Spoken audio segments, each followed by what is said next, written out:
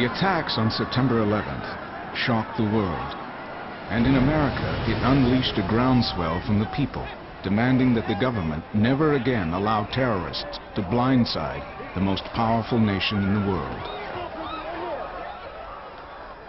That morning, as I was watching my television, I thought, my God, this is exactly what these bastards have been praying for years. I mean, this is everything they want, because it gives them a lifelong boogeyman that they can wave at the American people to justify any kind of aggressive control action that they want to institute. And furthermore, the people are now going to be so freaked out that they're going to support, you know, any mandate for shorter chains and smaller cages.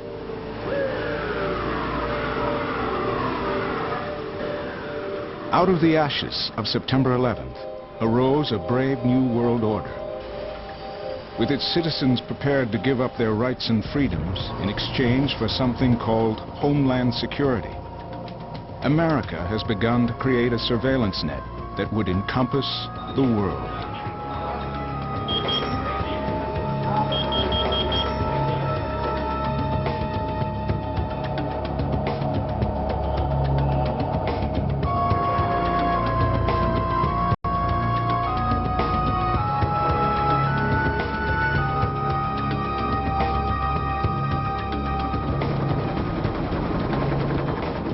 In the aftershock of September 11th, the American government, looking to buy a thicker security blanket, issued an urgent appeal for new tools to stop terrorism.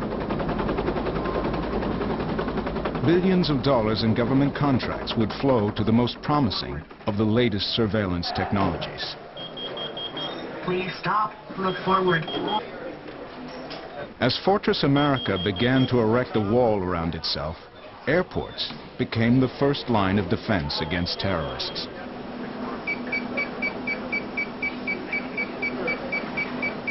Please stop. Look forward. At Fresno Airport in California, the world's largest video surveillance company is field testing for the government its newest security tool, a face recognition system. Please stop. Look forward.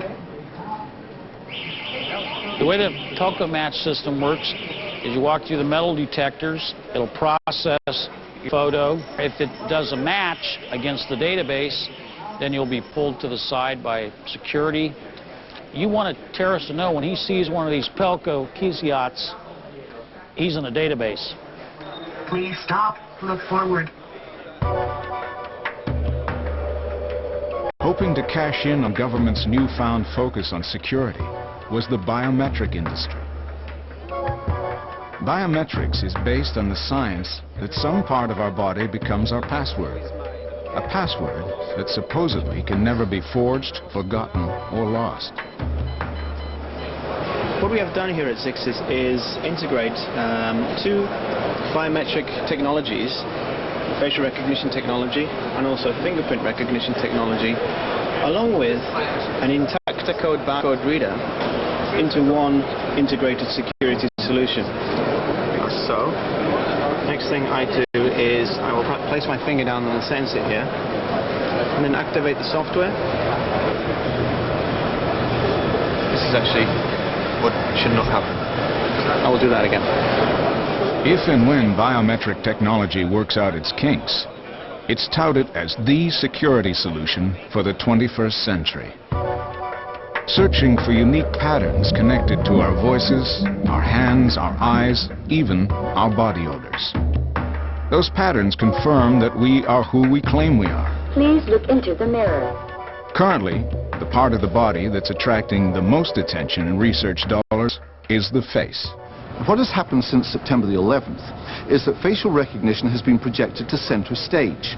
And the reason for that is the FBI published details of their 23 most wanted terrorists, potential terrorists. And what they published were photographs. That was all they had. They didn't have fingerprints, they didn't have iris scans. If you wanted to stop those guys getting on aircraft, then recognizing their faces was effectively the only way to do it. But what is perhaps more telling is just how quickly the FBI was able to post a visual record of the final days and hours of the terrorists, captured by what has become the cornerstone of security societies everywhere, the surveillance camera.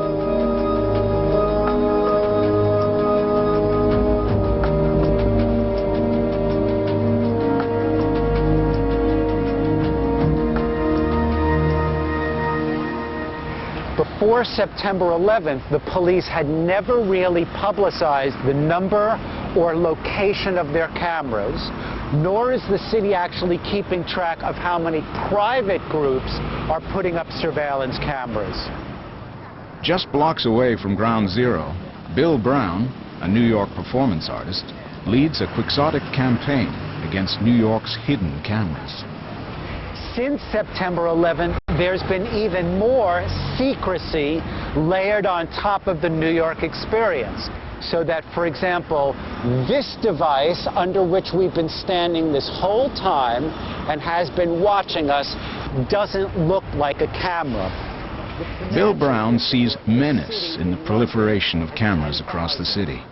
We'll be talking about hundreds of thousands of surveillance cameras. I think it's fairly emotionally traumatic to see a camera spinning around and decide, you're okay, but you two are suspicious. I am quite sure that if New Yorkers could see giant predatory insect-like devices turning around and focusing on them, New Yorkers will say what Travis Bickle said so memorably in Taxi Driver, which is, you looking at me? You looking at me? Some 2 million cameras are looking at Britons daily. Closed-circuit television, CCTV, was originally introduced to stop IRA terrorism. And while no terrorist has yet to be caught by the cameras, CCTV has insinuated itself into the daily lives of Britons. The proliferation of closed-circuit television in Britain has taught us one sobering lesson. It's like slow boiling a lobster. Eventually, people just accept the surveillance. In fact, see the surveillance as part of their legal right. I even find this myself. I'll walk into a shop with a newspaper. I'll walk out with a newspaper and suddenly get a chill down my spine. My God, did they think I stole the newspaper? Oh, thank God, CCTV has recorded my image. I can prove my innocence. What a scary reversal in terms of onus of proof. But that's what happens in a surveillance society.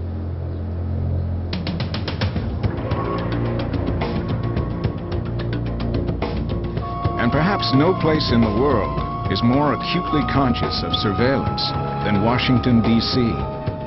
At Metropolitan Police Headquarters, there's even a war room to monitor crises. The first time it opened for business was on September 11th. As you look along the wall, you see a very powerful mix of technology that's been designed and implemented in this command center, allowing command officials access to all kinds of information about what's happening in the city at any particular time. You have video conferencing capability where we communicate live with all major police facilities in the city right from the center, so that the magnitude and the flexibility of technology is different now. It's much more diverse. Outside of the NSA, the CIA, or the various military intelligence agencies, there's nothing quite like this in all of America. From here, the police department has the potential to tap into literally thousands of private and public cameras, monitoring everything from schools, subways, parks, to whole neighborhoods. The plan is to eventually increase the power of this surveillance system by linking it to databases run by other police and government intelligence agencies. We've been wide open with it since the first time we've used it. We are not ashamed. We think it's responsible to use this kind of technology as long as you use it responsibly. But in today's threat situation, it would be almost irresponsible not to. But who is actually watching the watchers? In America, that's one of the duties of the Attorney General. In the war on terror, our Department of Justice will arrest and detain any suspected terrorist who has violated the law.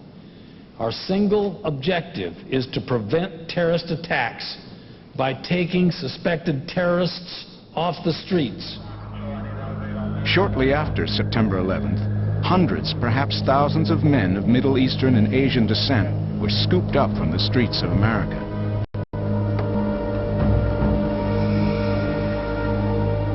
On September 20th, 2001, Shakir Baloch, a Pakistani-born Canadian citizen illegally working in New York City, was arrested and taken to the Metropolitan Detention Center. There were 5 guards.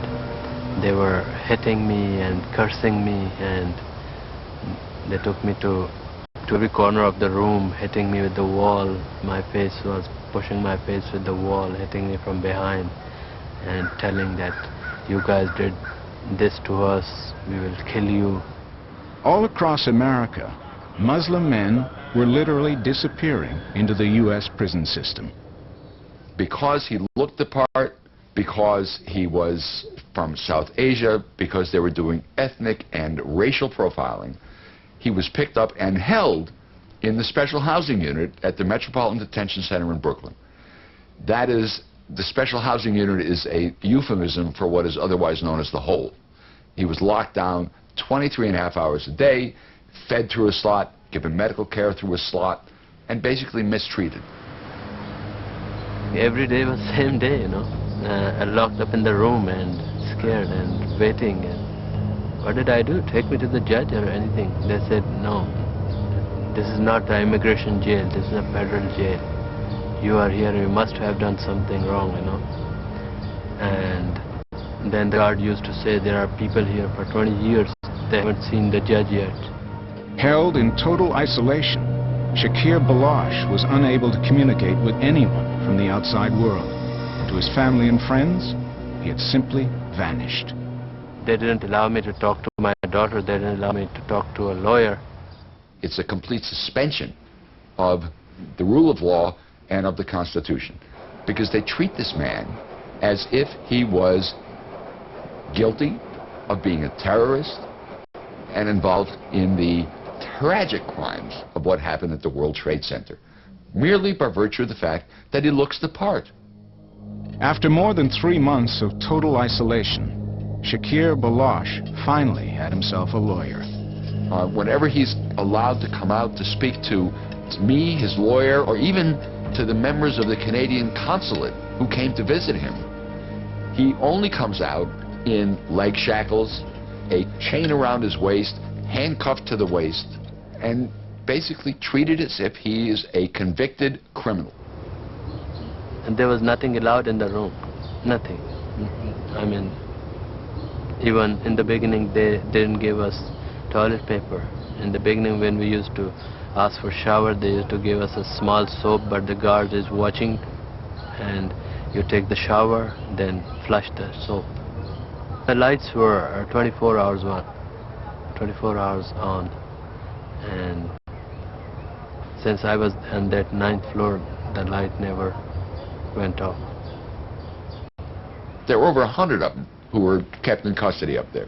People whose liberty was wrongfully deprived and had their presumption of innocence turned on its head for 5.5 months, until at least the FBI and maybe 1 or 2 other agencies was able to, quote, clear them of any involvement in September 11. In the night when I was in my cell, the guards came to me, they said, get ready, you're out of here. With nothing more than his prison-issued clothes and a one-way airline ticket, Shakir Baloch was whisked back to Canada. To this day, no American official is prepared to give an explanation for why he was held in solitary confinement for almost 4 months, or why he was even picked up in the first place.